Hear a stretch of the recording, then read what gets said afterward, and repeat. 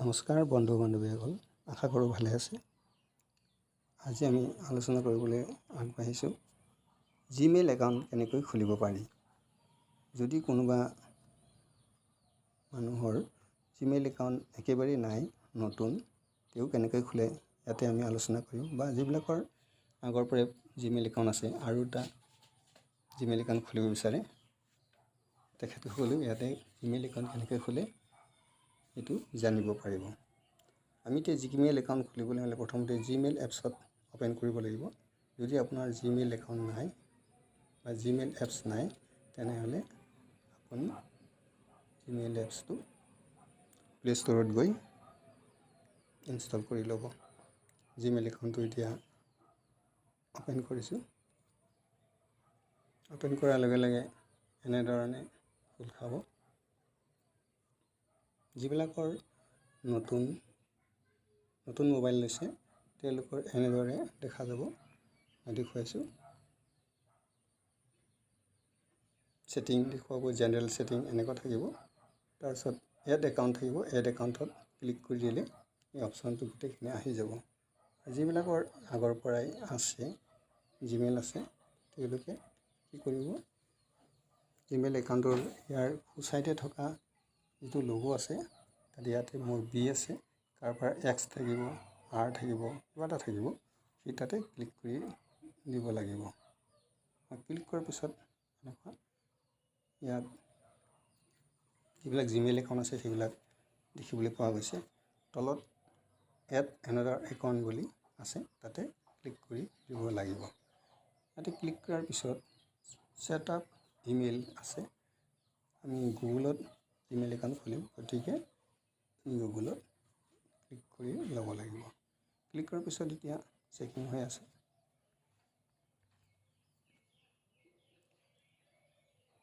এনেকৈ চেকিং কৰি আছে। এতিয়া গুগল চাইন ইন আহি গ'ল উইথ ইউৰ গুগল একাউণ্ট।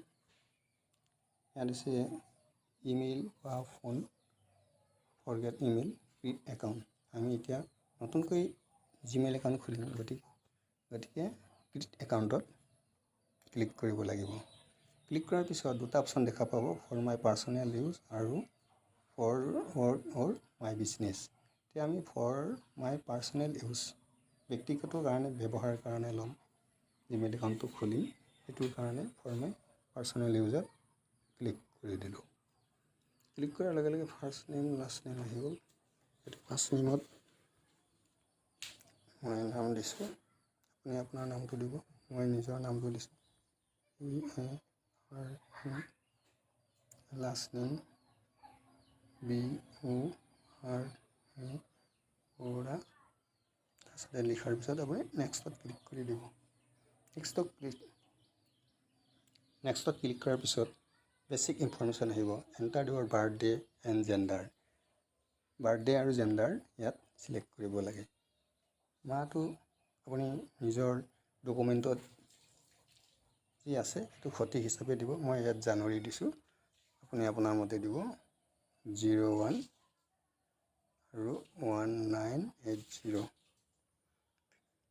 জেণ্ডাৰটো আপুনি চিলেক্ট কৰিব, মেল হ'লে মেল, ফিমেল হ'লে ফিমেল। মই মেল কাৰণে মেল দিছোঁ। তাৰপিছত নেক্সটত ক্লিক কৰিছোঁ। নেক্সটত ক্লিক কৰাৰ পিছত আপোনাক ইমেইল একাউণ্ট চাইন ইউৰ ইমেইল একাউণ্টটো খুলিব দিছে। আপুনি ইমেইল একাউণ্টটো খুলিব লাগিব। আপোনাৰ নিজৰ পচন্দ মতে লিখিব পাৰে। মই মোৰ নিজৰ নামত লিখিছোঁ BARU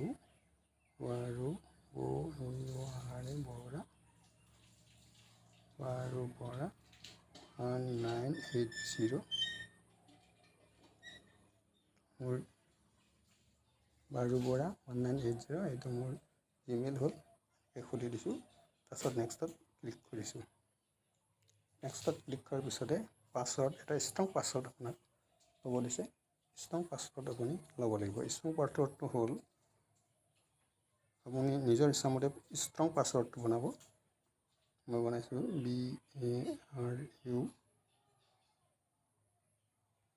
BARU 1980।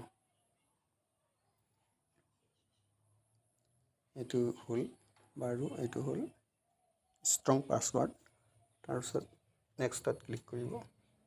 নেক্সটত ক্লিক কৰাৰ পিছতে এনেকুৱা এড ফোন নম্বৰ এনেকুৱা আহিব। আপুনি ইয়াত কোনো এডত ফোন নম্বৰ কৰিব নালাগে। মোৰ অপশ্যন স্কিপ দেখুৱাইছে য়েছ আই এম। আপুনি হয় নে নহয় যদি একো কৰিব নালাগে, খালি য়েছ আই এমত ক্লিক কৰি দিব। য়েছ আই এমত ক্লিক কৰাৰ পিছতে মাৰু বৰা এই আপোনাৰ জিমেইল এখন খোলা হৈ গ'ল। এতিয়া আপুনি নেক্সটত ক্লিক কৰিব। নেক্সটত ক্লিক কৰাৰ পিছতে প্ৰিভেন্সি টাৰ্মছ এইবিলাক আহি গ'ল। আই এগ্ৰি বটন ক্লিক কৰিব। ক্লিক কৰাৰ পিছতে আপোনাৰ এনেকুৱা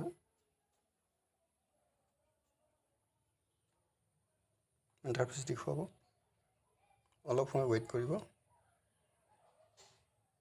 গুগল ছাৰ্ভিচ, গুগলত আপোনাৰ ছেটিং হৈ যাব। এতিয়া গুগলত ছেটিং হোৱাৰ লগে লগে আপোনাৰ জিমেইল এখন খোলা হৈ যাব। আপোনাৰ এতিয়া গুগলত ছেটিং হৈ গ'ল আৰু জিমেইল একাউণ্ট যিটো খুলিছে সেইটো খোলা হৈ গ'ল। এতিয়া আপুনি ইয়াতে চাব পাৰে, 3 ডটত চাব পাৰে বা বাওঁফালে নালাগে সোঁফালে থকা লগটোত ক্লিক কৰিলে এনেকৈ ওলাই যাব।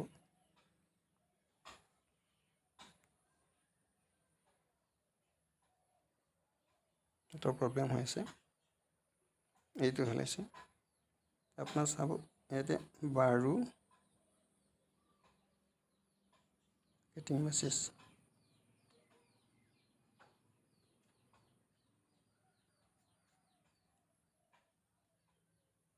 বাৰু বৰা ওপৰত দেখিছে, বাৰু বৰা 1980@gmail.com। এইটো এটা নতুন জিমেইল একাউণ্ট আমি এনেদৰে পালোঁ। গতিকে বন্ধু বান্ধৱীসকল, জিমেইল একাউণ্ট খুলিবলৈ হ'লে এইটো প্ৰচেছত কৰিলে আপুনি অতি সোনকালে শুদ্ধ এটা জিমেইল একাউণ্ট পাব পাৰি। গতিকে বন্ধু বান্ধৱীসকল, ভিডিঅ'টো কেনে পালে জনাব। যদি ভাল পাইছে লাইক, শ্বেয়াৰ আৰু ছাবস্ক্ৰাইব কৰিব।